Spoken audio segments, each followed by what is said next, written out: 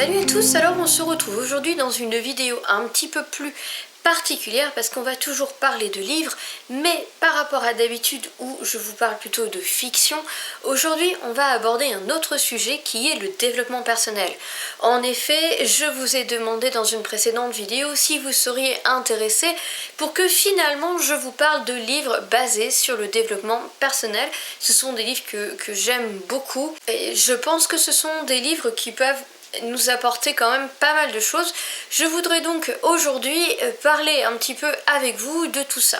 D'abord, on pourrait se demander à la base, mais qu'est-ce que le développement personnel? C'est une question assez légitime, car le développement personnel, mine de rien, ça regroupe quand même pas mal de points. Le développement personnel, donc oui, c'est très hétéroclite et en plus, ça peut rassembler plusieurs courants de pensée parce que vous pouvez vous diriger vers quelque chose de plus spirituel ou quelque chose de plus, on va dire, scientifique, quelque chose qui va venir de l'Occident ou de l'Orient et chacun peut un petit peu trouver sa voie et très honnêtement, je pense que quel que soit le courant de pensée, vous aurez toujours des choses très intéressantes à retirer du développement personnel. D'accord, mais le développement personnel, pourquoi faire? Eh bien, tout simplement, on recherche l'amélioration de la connaissance de soi-même finalement, afin d'essayer d'évoluer dans le bon sens. Après, les sujets sont très vastes et toutes les personnes ne vont pas s'intéresser au même sujet concernant le développement personnel. En général, quand on cherche un développement personnel, outre le côté un peu général de la situation, de la connaissance de soi, on peut aussi avoir tendance à se pencher sur les sujets qui sont peut-être nos points faibles, entre guillemets, ou en tout cas les points que l'on souhaite améliorer dans notre vie. Je ne sais pas si vous avez déjà commencé un petit peu à vous y intéresser, mais on va par exemple parfois vous proposer ce genre de schéma qu'on appelle une roue de la vie où vous allez noter plusieurs critères. Ces critères vont aborder évidemment la connaissance de soi, mais aussi la valorisation de ses compétences professionnelles, parce que en effet, les compétences professionnelles, c'est aussi du développement personnel, puisque finalement, on essaye de mettre en valeur son potentiel, ses propres talents. Et puis, on va évidemment essayer d'améliorer la qualité de sa vie personnelle, que ce soit par rapport à nos propres émotions, que ce soit par rapport à une communication avec autrui ou encore d'autres sujets. Comme par exemple essayer de réaliser ses rêves ou des choses comme ça. Vous allez même un petit peu plus loin parce que si on veut vraiment aller dans le développement personnel, on peut aussi parler de tout ce qui a rapport avec votre maison puisque c'est reconnu aujourd'hui scientifiquement. Lorsque vous vous sentez bien chez vous, cela améliore votre qualité de vie parce que cela améliore votre état d'esprit, vous rend plus positif tout simplement.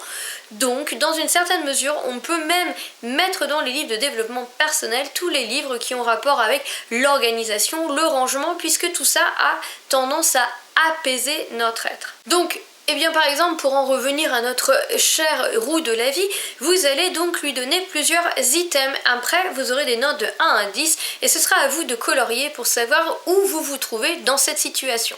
Vous pouvez donc retrouver des thèmes comme les relations avec les gens, votre santé physique, votre santé mentale et émotionnelle évidemment, mais aussi tout ce qui a trait à votre situation professionnelle, votre carrière, vos finances aussi, et encore d'autres thèmes comme d'avoir la pleine conscience, de vivre au jour le jour, etc.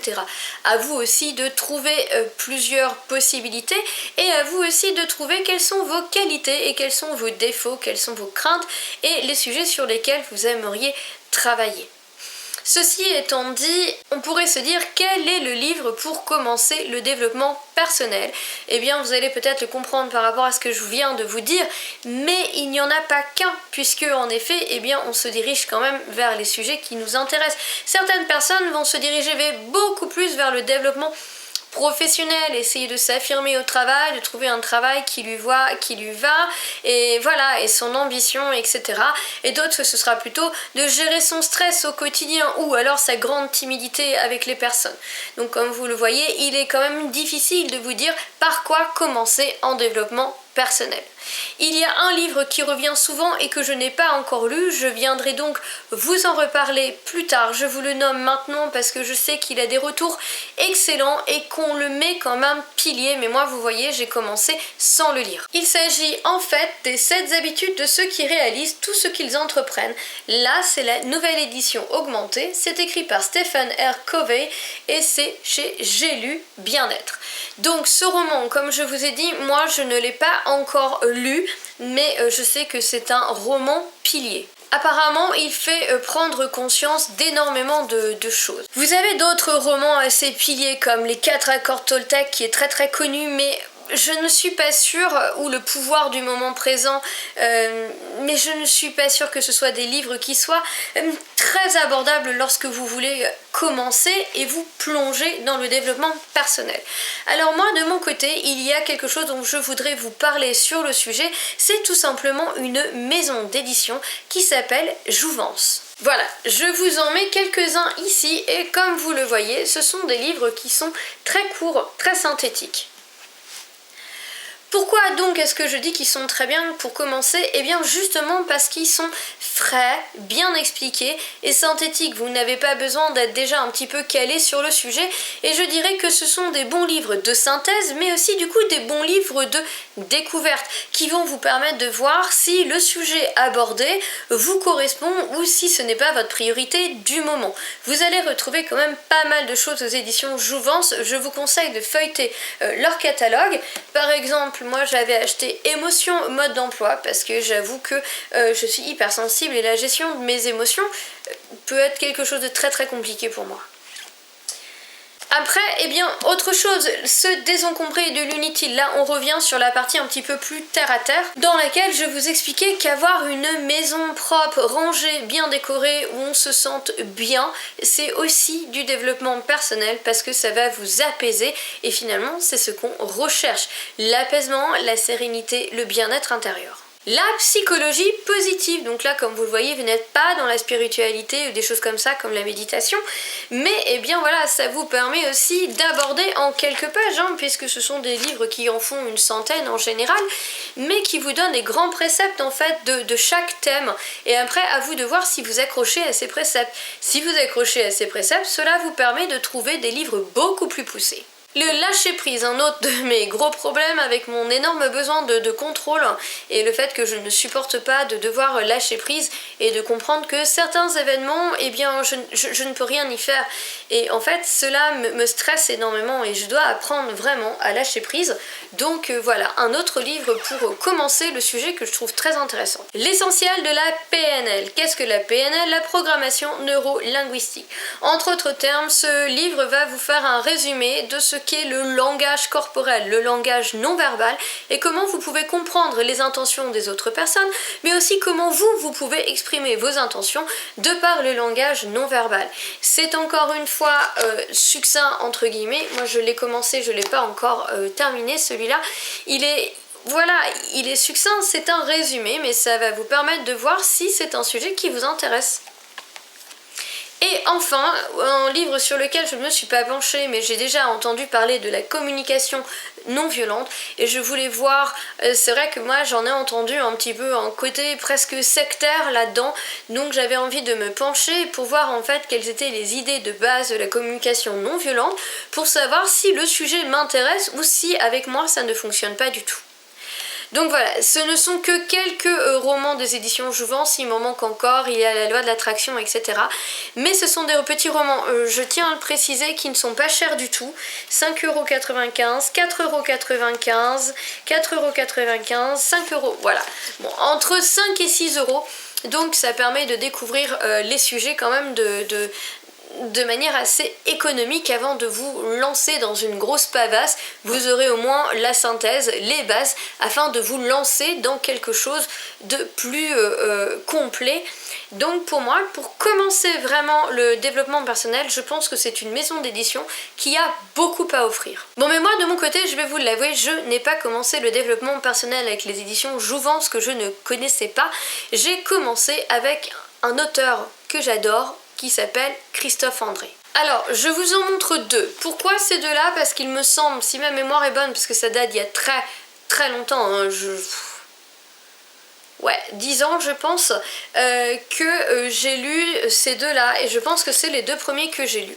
Christophe André, en fait, c'est un médecin psychiatre qui a amené la méditation en hôpital, vraiment pour apprendre aux gens à gérer leurs douleurs.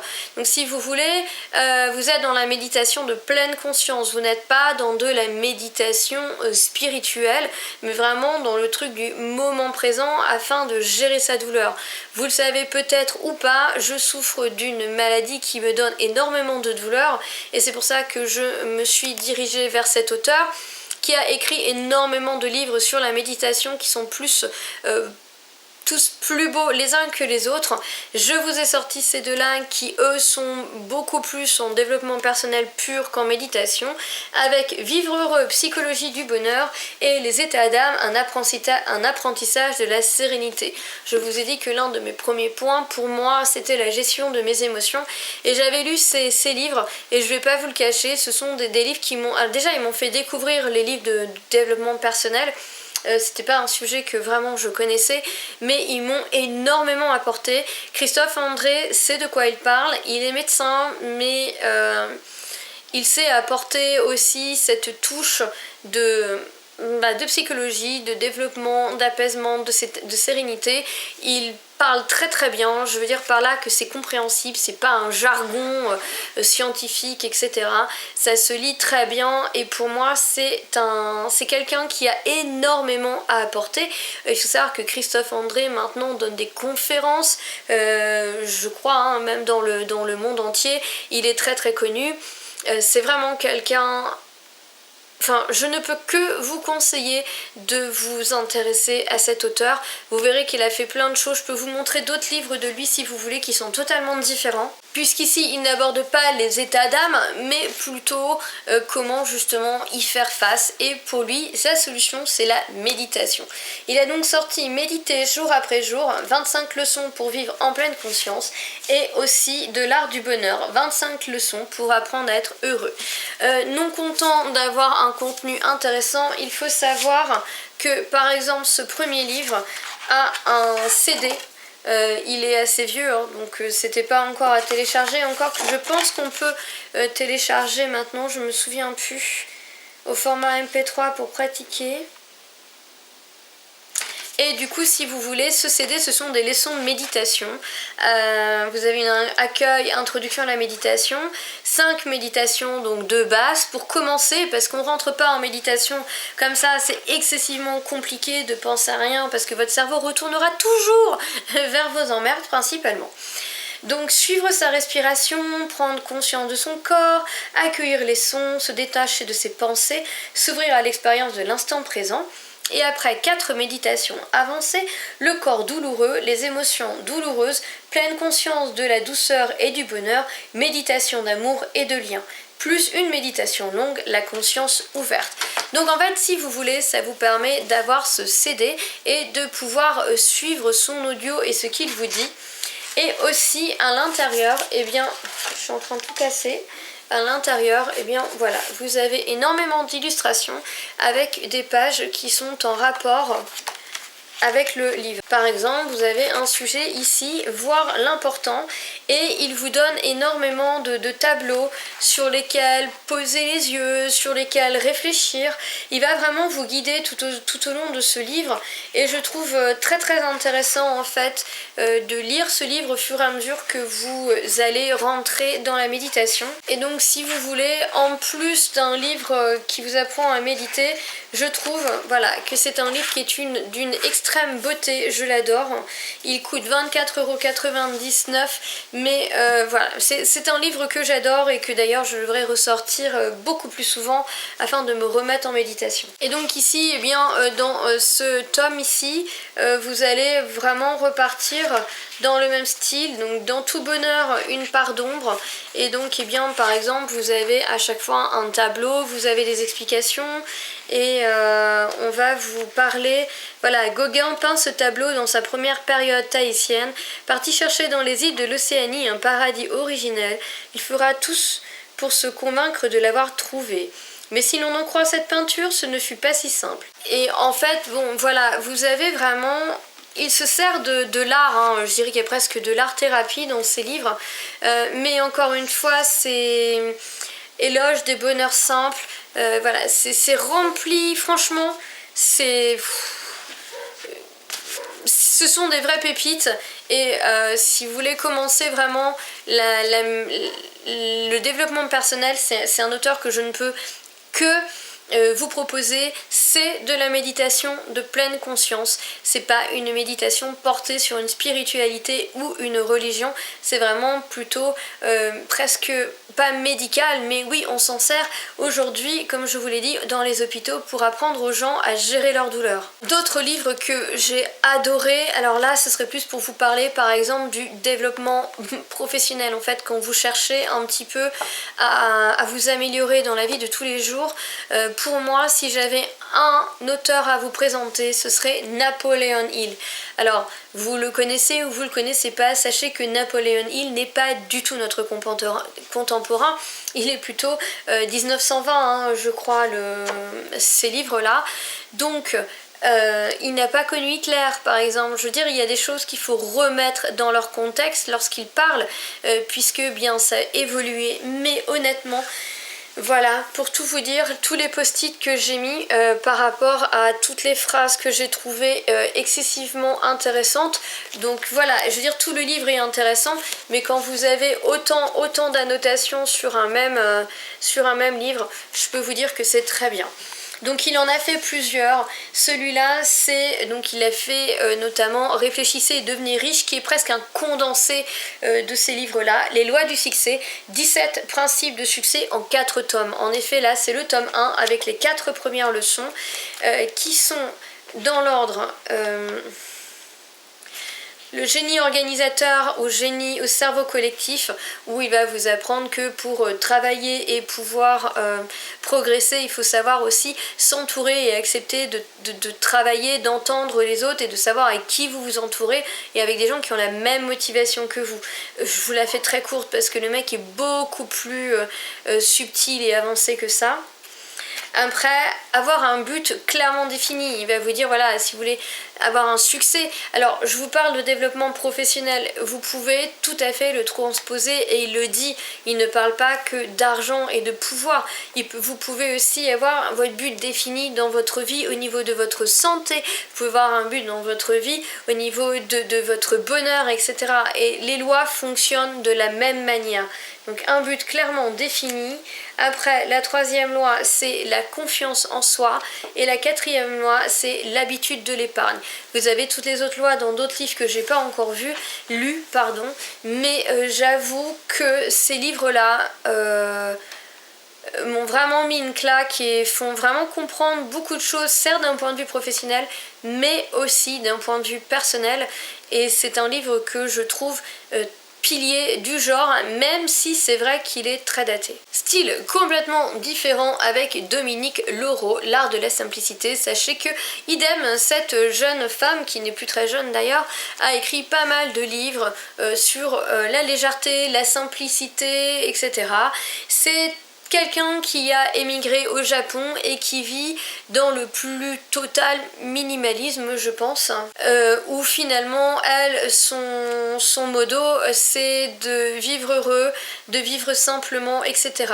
Alors il y a des sujets où vous ne serez pas forcément d'accord avec elle, elle aborde un petit peu tout, de désencombrer sa maison pour y voir plus clair, etc. Mais elle est très minimaliste, mais c'est pas pour ça, je veux dire...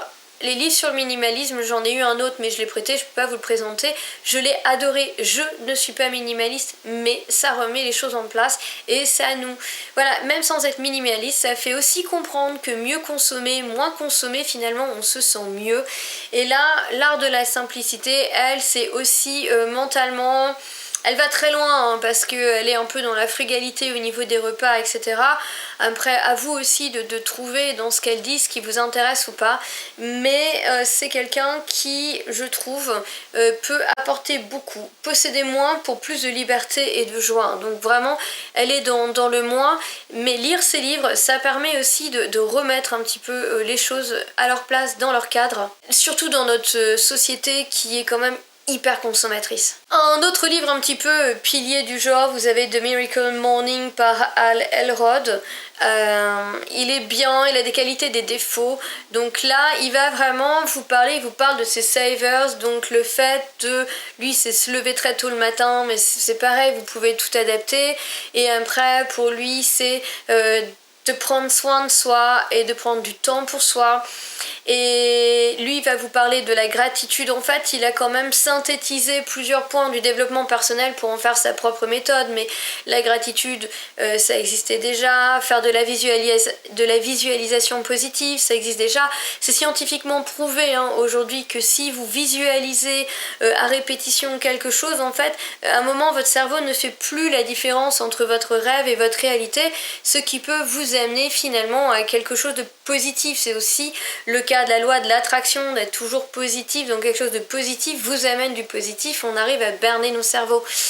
J'ai pas dit que c'était facile, je pense qu'on en est tous très très loin. Il parle aussi de faire de la méditation, de faire du sport, d'écrire, etc. Je pense que c'est un livre qui est très intéressant. Attention, Hal Elrod est américain, c'est vraiment fait comme un show. Je veux dire, le mec il se prend pas pour de la merde, il se la pète un peu, il a une vie quand même qui est très intéressante, je veux dire, je remets pas ça en question.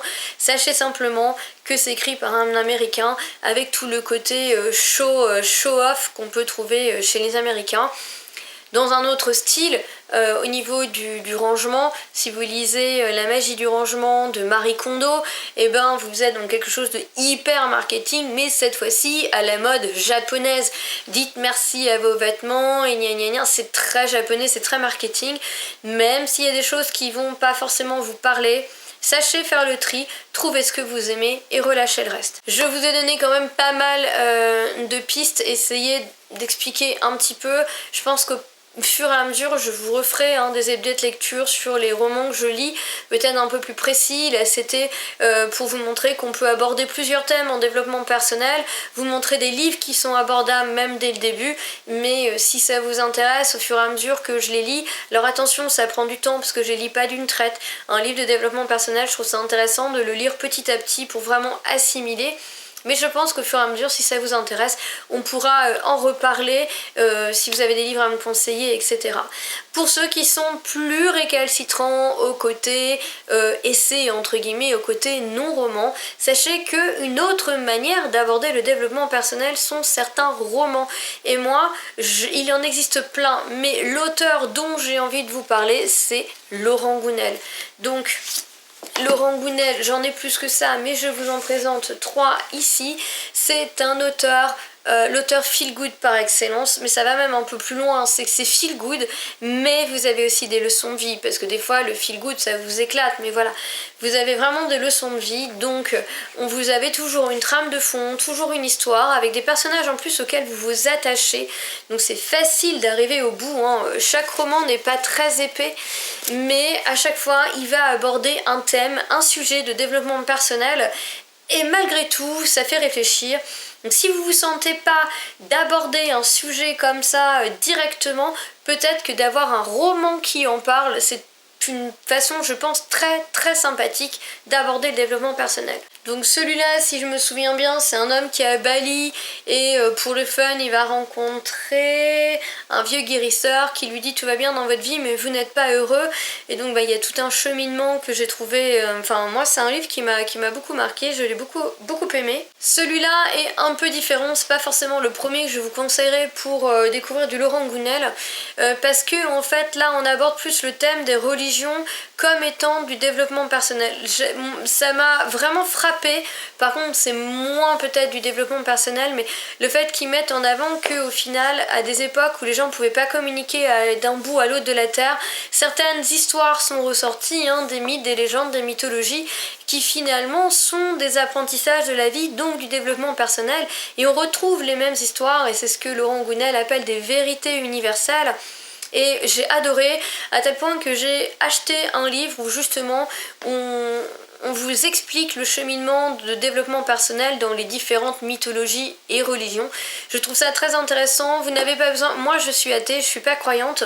Et ce livre m'a bien plu quand même. Je veux dire, c'est pas abordé sur le thème de la religion et tout. C'est très respectueux.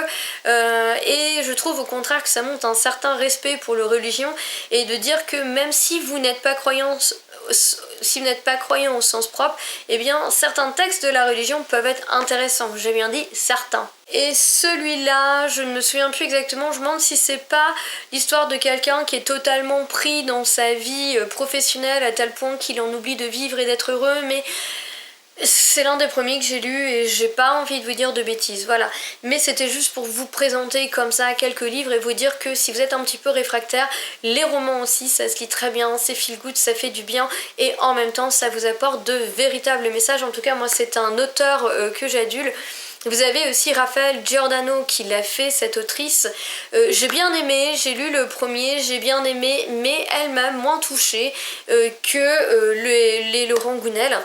Après, vous avez aussi tous les témoignages de ces personnes qui ont des vies assez extraordinaires et qui peuvent être très inspirantes et qui, que ce soit sous forme de roman ou non, peuvent aussi vous influencer et vous aider sur ce chemin. Voilà, sachez après que c'est pas parce qu'on lit des livres de développement qu'on devient parfait, sinon avec tout ce que j'ai lu je serai parfaite et Seigneur Dieu, j'ai encore énormément de travail. Je veux dire, c'est le travail d'une vie, mais c'est en tout cas essayer de s'améliorer et de trouver de la sérénité.